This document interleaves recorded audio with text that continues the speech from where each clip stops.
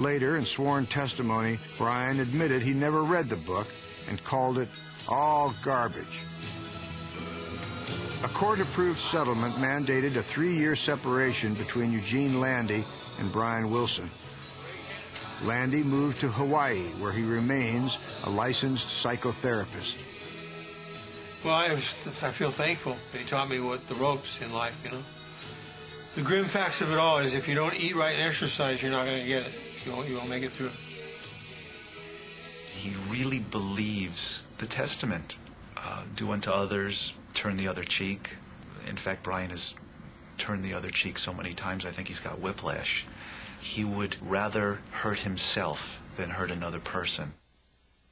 During Landy's regime, Wendy and Carney had virtually no contact with their father. In that time, they became 2/3 of the pop group Wilson Phillips and had 3 #1 hits of their own. They used their music to reach out to their father.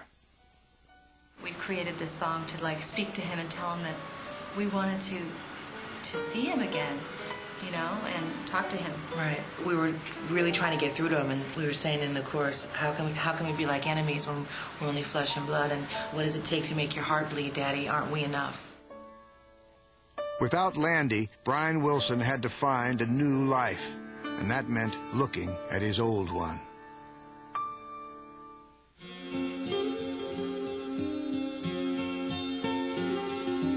In the early 90s, with Eugene Landy out of his life, Brian Wilson's troubles did not stop. His life decisions were handled by a court-appointed conservator. In 1992, Brian started dating Melinda again after she almost ran him over in traffic. She set about helping Brian make amends with his past. Melinda said, I will bring back the family again. Brian, the children will have their father again. You know, so that's how they have gotten back into his life. In 1997, Brian wrote a song for his daughters with Pet Sounds collaborator Tony Asher.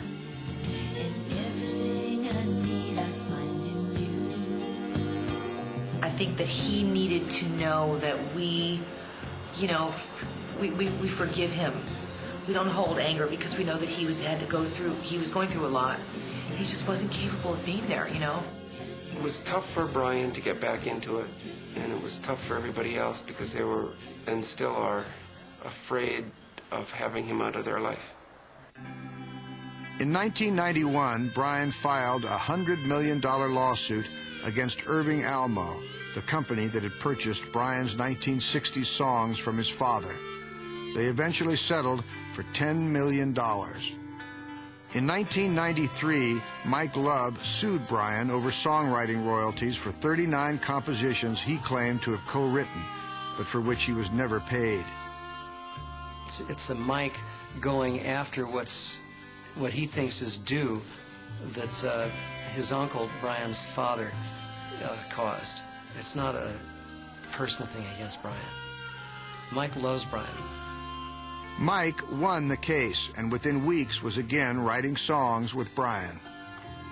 I do again believe that in his own way, he loves his cousin. And I know Brian loves him.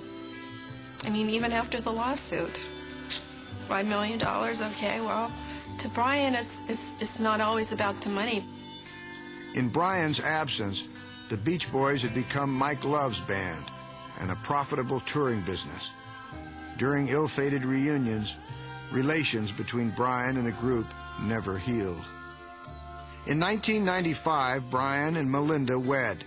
To find peace, they bought a part-time residence in St. Charles, Illinois. The man who invented the California sound would spend much of his time in America's heartland. The sad thing is Brian's music now is more rejected in California than it's accepted. So the Midwest is kind of an escape for him, because here it's still an ideology and it's still a dream that we all share. The couple also adopted 2 baby daughters, Daria and Delaney. And what he has now is he has emotional support from his family, his friends. He seemingly is in a fairly good place, but that's not the real Brian Wilson. That's a Brian Wilson that's become complacent and basically surrendered. That's the surrendered Brian Wilson.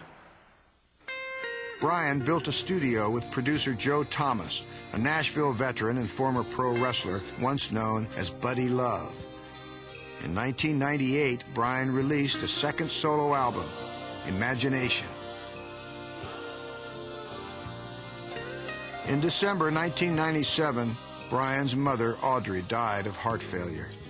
Brian told a reporter, "I lost her in my head before she actually died."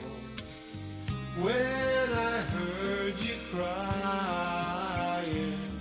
2 months later, 51-year-old brother Carl Wilson succumbed to lung cancer. How could I have left you alone? I just jam it out of my mind. I say, oh, it. You know, I try not to think about it, yeah. I will always believe that they loved each other to death, that they just had a really hard time showing it. It's funny or ironic or whatever the word is to think that he would be the one that survived. But, you know, he's so strong. Brian had always hated touring, but in 1999 he gave his first ever solo tour to critical and popular acclaim. There's a world where I can go and We have more or less decided that if he's going to be in the music business, that there's a certain way that you stay in the music business. And it's not by making an album every 10 years and just throwing it out. The man deserves some peace, and I think he shouldn't be pushed. I think he should just do what makes him feel good. Why should he be pushed? He's still a true innocent. It's a damaged innocent right now.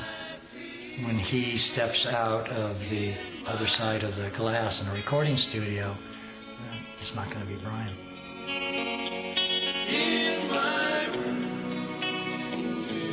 The story ended. He's alive and well and happily married and having children. But somehow we're stuck there, not him.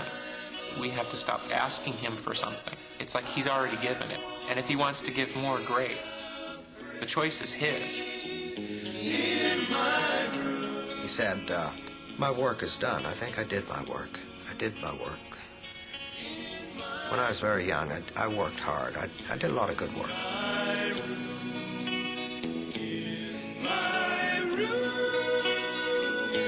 There'll be nights when he'll be sitting down at the piano, I'll have gone to bed, and I'll hear this stuff that I can't believe. And I'll come downstairs and I'll say, what is that? And he'll go, I don't know. Don't you think you need to record it? He goes, nah. God only knows what I'd be without. God only knows what I'd be without. God only knows. The whole world could go away when we were singing on microphone. The world could disappear. It was just amazing what happens when you really want to do something.